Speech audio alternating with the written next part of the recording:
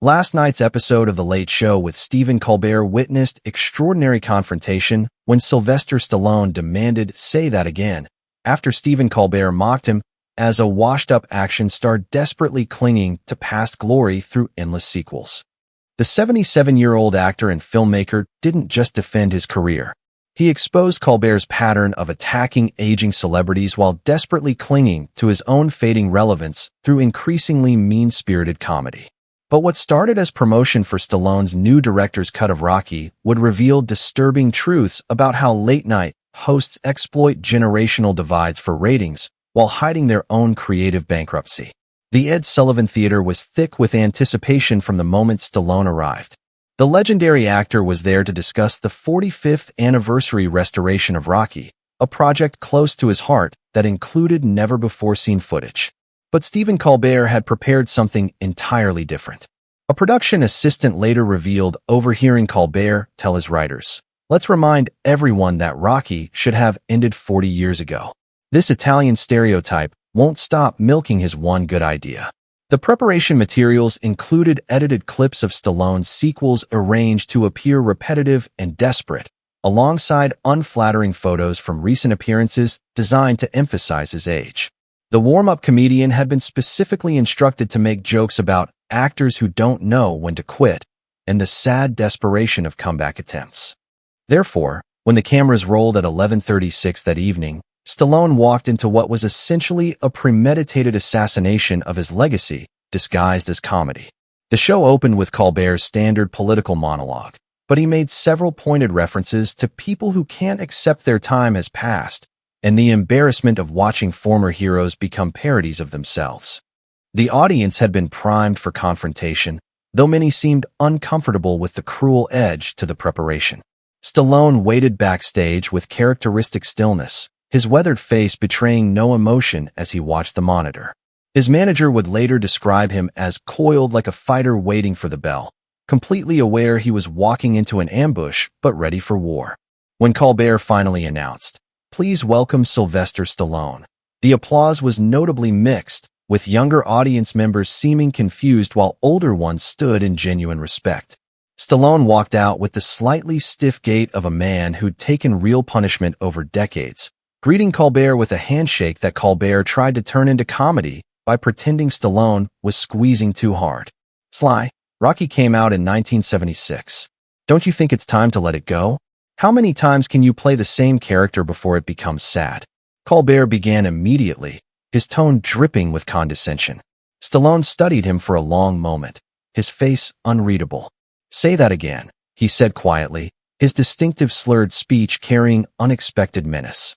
"I said, isn't it time to stop milking Rocky? You're 77 years old," Colbert repeated, seemingly pleased with himself. "And you're 59, making the same Trump jokes for 8 years. Who's really milking their content?" Stallone replied calmly. Therefore, the reversal was immediate. The audience reacted with surprise. Colbert's confident smirk faltered. "That's different. Political satire evolves with events," he said defensively. "Does it? Or do you just change the names while the jokes stay identical?" "At least when I make a sequel, I admit it's a sequel," Stallone observed. He leaned forward, his damaged face from decades of action scenes giving him an authentically intimidating presence. "You want to discuss careers built on repetition? Let's discuss yours. Every night, same desk, same format, same predictable outrage. But I'm the one who won't evolve," he asked. "I respond to current events," Colbert protested. "You respond to Twitter trends. There's a difference between relevance and desperation for relevance. You're so scared of being forgotten that you've forgotten how to be funny," Stallone replied. The philosophical attack was precise. But Stallone was just beginning his systematic destruction. He shifted in his chair, his movement deliberate and threatening despite his age. "You know what Rocky represents? The American dream. A nobody who becomes somebody through hard work. You know what you represent? The American nightmare. A somebody terrified of becoming nobody, mocking others to stay relevant," he said. "That's ridiculous," Colbert said, but his voice lacked conviction. "Is it? When was the last time you created something original? When did you last take a risk? You sit behind that desk making fun of people who actually create things while you create nothing," Stallone pressed. He stood up suddenly, his presence filling the stage despite Colbert being taller. You called me washed up. Say it again. To my face. Like a man, he challenged. The studio went completely silent. Colbert couldn't speak. The power dynamic had shifted entirely. The audience was mesmerized by the authentic confrontation. Can't say it now? Because you're not protected by your desk and your audience? That's not comedy, Stephen. That's cowardice, Stallone said. Sit down, Sly. We're having a conversation, Colbert said weakly. No, we're not. You're performing cruelty for applause. There's a difference between humor and humiliation. You've forgotten it, Stallone replied. But then he revealed something that stunned everyone. Your former writer told me something interesting. You wanted to do a whole segment mocking me at the Oscars when I lost, making fun of an old man's disappointment. But even your writers thought it was too cruel. That's who you are, he said. That's not true, Colbert protested, but several audience members were already Googling, finding references to the mentioned segment. You know what the difference is between us? I've been knocked down for real. In the ring, in life, in my career. But I get back up. You've never been knocked down because you've never stood for anything real, Stallone continued. He turned to the audience, commanding their complete attention. This man mocks people who try, who fail, who keep going despite age and criticism. But what has he ever risked? What has he ever created that wasn't making fun of others' creations? He asked them directly. Several older audience members began applauding. Others looked uncomfortable with the raw honesty. But Stallone pressed forward. Rocky isn't about boxing. It's about not giving up. Every sequel was about facing new challenges. Age, loss, legacy, death. Real human experiences. What are your shows about? Mocking others to feel superior? He asked. I hold power accountable, Colbert claimed desperately. You hold nothing. You're a court jester who thinks he's a king. There's a difference between speaking truth to power and speaking jokes to audiences who already agree with you, Stallone replied. He walked toward the exit, then stopped. I'm walking off your show. But first, let me tell you something about longevity, he said. Rocky lasted 45 years because it means something to people. Your show will be forgotten the moment you retire because it means nothing except momentary distraction. That's the difference between creating art and creating content, he continued. This is just an old man's bitterness, Colbert said, trying to regain control. No, this is an old man's wisdom. Something you'll never have because wisdom requires humility, and you've got none, Stallone replied. But then he delivered the most devastating blow. You know what your real problem is? You're jealous. Jealous that a dumb action star created something lasting while you, the intelligent comedian, create disposable jokes that expire by morning, he said. That's absurd, Colbert protested. Is it? Then why did you prepare all those clips to mock my sequels? Why research my failures instead of my successes? Because success reminds you of what you haven't achieved, Stallone observed. Security, Colbert called out suddenly, his composure completely shattered. You're calling security on a 77-year-old man? That's your response to being challenged? Stallone asked, actually laughing. Two guards appeared, looking extremely uncomfortable. The cameras captured everything. The image of security approaching an elderly Stallone while he stood calmly was instantly iconic.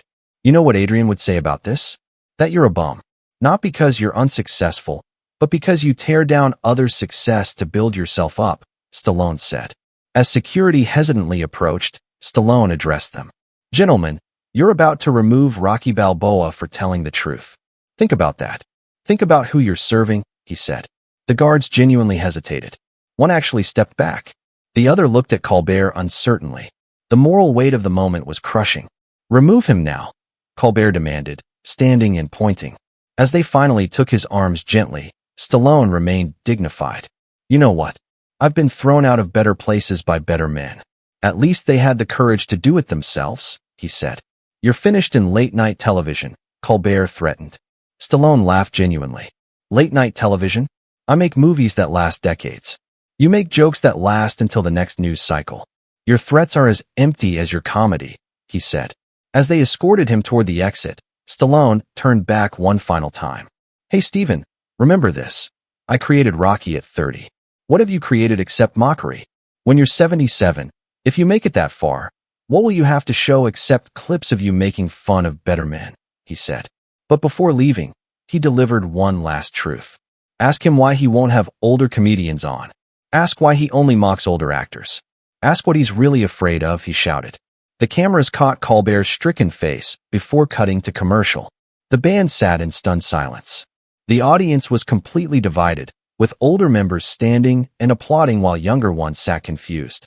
"We're experiencing technical difficulties," Colbert said when they returned, but he looked destroyed. Within seconds, #Stallone destroys Colbert was trending globally.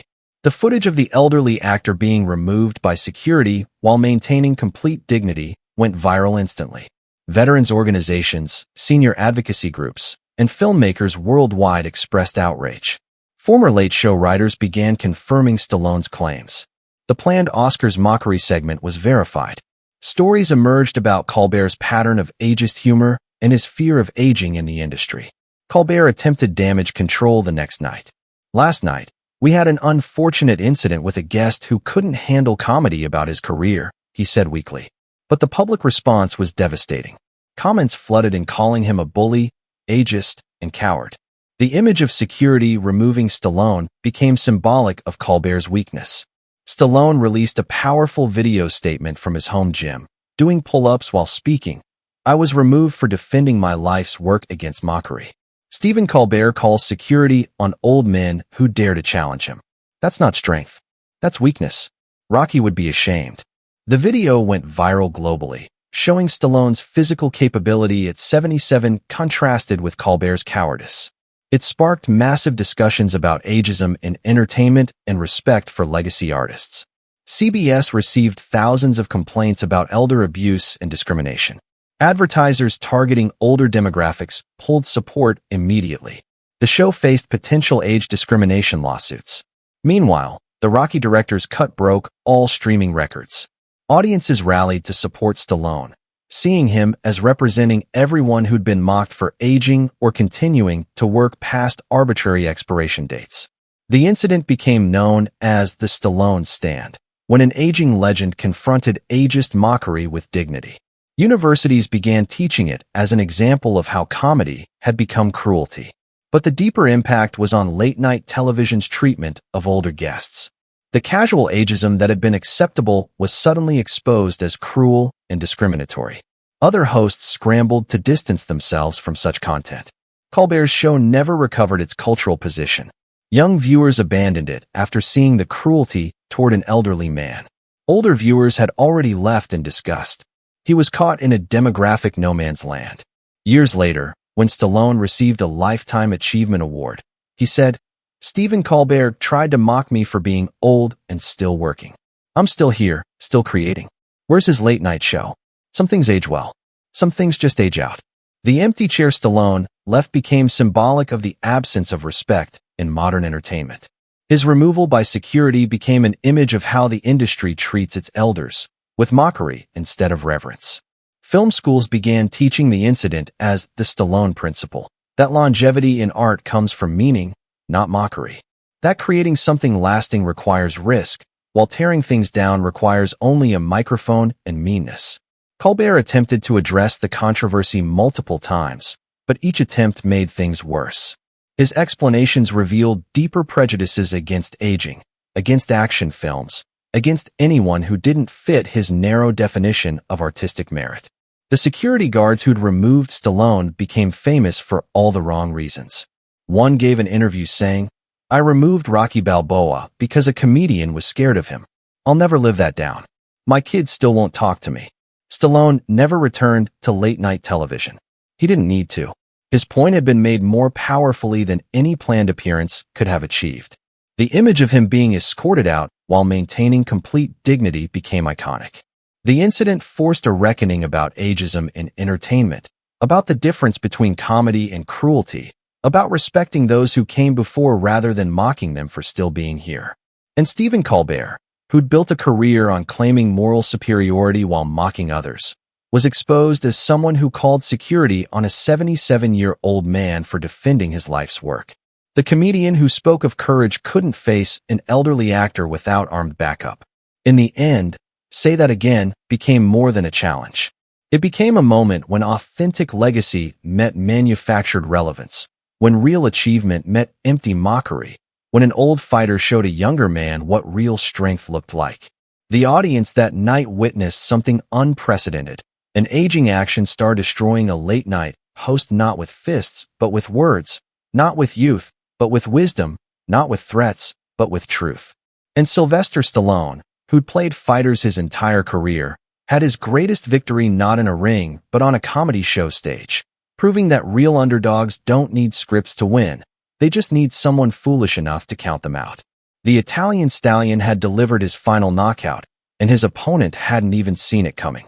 Because Stephen Colbert, like Apollo Creed in that first Rocky film, had underestimated the old fighter. And just like in the movies, the underdog had gone the distance and won on points. Points about respect, legacy, and the difference between creating something meaningful and creating nightly mockery that disappears by dawn.